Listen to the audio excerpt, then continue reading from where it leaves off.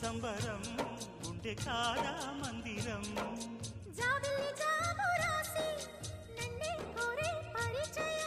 పున్నగ పూలు పూసే వన్నే చిన్నే రసమయం